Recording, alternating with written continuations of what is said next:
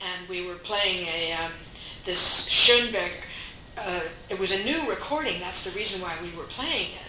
And it was some cabaret songs, and they were lovely. And I don't like Schoenberg very much. And they were lovely tonal kind of pieces. And so we said that we'd give away some records to people who could call in and identify. We didn't identify who was playing and what this was. And so, of course, as sometimes happens, nobody called in and nobody identified anything. And so you have to make it up and pretend that Jim Smith from Hamilton was calling in, right? So we didn't want to be left with no listeners that night.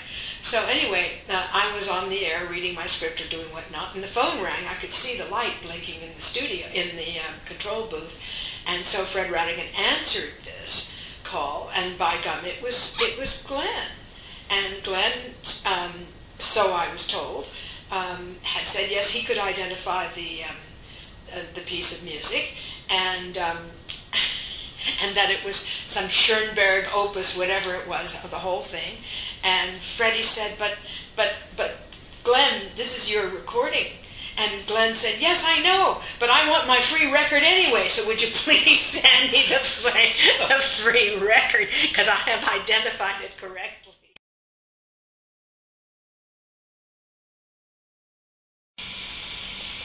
And it was getting worse. His mobility and everything was decreasing. And he finally agreed that he had to go to the hospital. And I called down to the front desk, and the manager, and they had a wheelchair. And the manager and assistant manager of the hotel brought the chair up themselves. Helped me get Glenn into the chair and down to the car and into the car. And we took him down to Toronto General. There's always been a question mark about that. If he had received treatment immediately, would it have been different? After he passed away, and looking into the listing and organization of his assets, I realized that there was a stock portfolio that he had and had been dealing with a certain stockbroker. So I contacted the stockbroker and asked him to sell the stocks because he had passed away. And the sentence that he said back to me really, really impressed me, because this was 1982 and there had been a recession in the first 2 years of the 1980s. I don't know the exact period, but it was like that.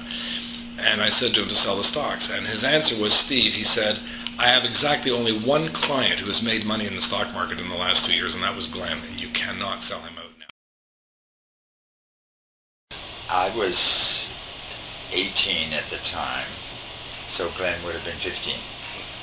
And I remember he played at Clementi's Sonata, and it was just so beautiful. I mean, I couldn't get over how beautifully he played it. And, you think of Clementi as somebody, or Czerny, or one of those people, as people mechanical, but it was lovely. It was like minor Beethoven. And Glenn just played that all of course, with fabulous technique and so on. And Glenn, at that time, which was the very first time I met him, he was charming. He was a very modest kid. He was aware of his powers already, naturally, but he wasn't at all the sort of spiky person he became later. He was very, very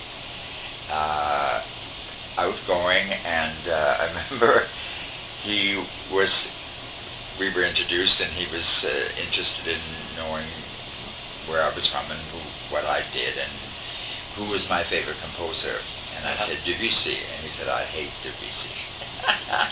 So we got off onto a rather rocky start. But after that, he was always interested. I'm convinced he was very, very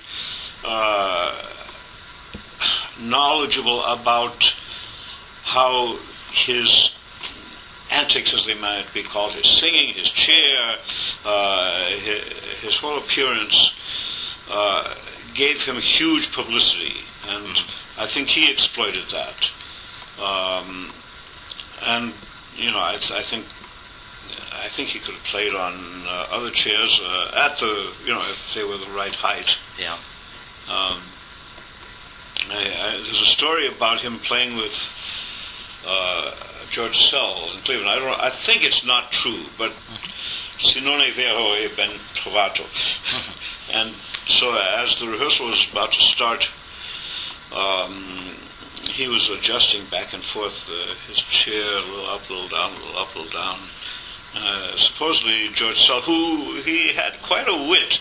I mean, he's thought of generally as being a very serious and severe person, but he could be quite funny. And so apparently he said, "Mr. Gould, perhaps if you'd shave a millimeter off your derriere, we could get started with the rehearsal." He was always very friendly and great with my children, and we had loads of laughs. We laughed all the time. He had a very good sense of humor.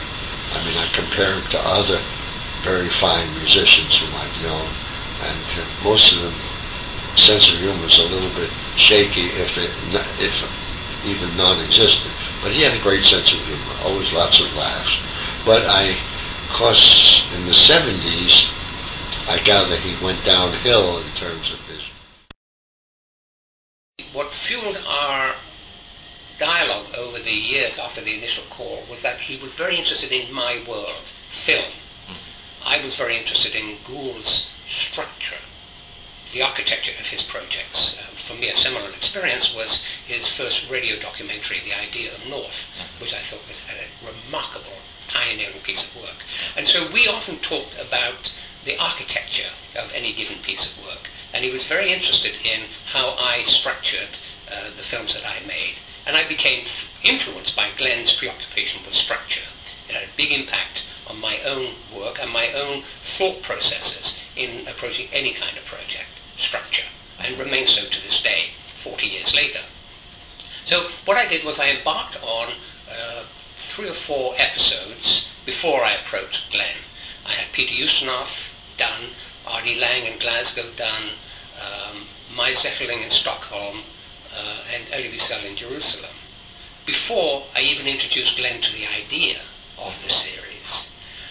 And he took my call late one night, and he said, "Where have you been?" I said, "Well, I've been out making these films, and there's one that I would love you to see." And I didn't tell him what the films were, but I said it was a series on cities around the world, and I knew that he had a particular affinity for Leningrad, and that he adored Peter Ustinov. So I said, "Why don't you come downtown and I'll screen you my latest effort." And he was thrilled to come down, went into a screening theater. There was no sense from a musician's point of view that there was any great elegance to his beat or to his capability to beat. But he had this fabulous musical mind. He focused heavily on the structure of pieces. He sensed or heard structural elements that a whole lot of other people didn't do. He made those the basis for his performances, and maybe he would have brought to this repertoire that he conducted some very new insights, even if they were less than expertly conducted, and he might have made it, some really wonderful or interesting statements with his conducting, and I'm sure they would have made people sit up and take notice. Maybe the Glenn would come bounding in. He sort of had a lope to his walk, and he'd have his garbage bag and chair and a bunch of music and a change of clothing, and he'd come waltzing in and humming some Bach, I guess it would be, and I'm working away, and then he'd go and he'd talk to Kasdan for a while, and they'd have a mental game of 20 questions, and I'm sure Andy's, tearing his hair out because it's all time. Yeah. And with Gould, he'd go through this ritual, and then he'd go and soak his hands for a while. And, well, first of all, then he'd bring the blocks for the piano. There were 2x4 blocks with it that were hollowed out so the caster could fit in them.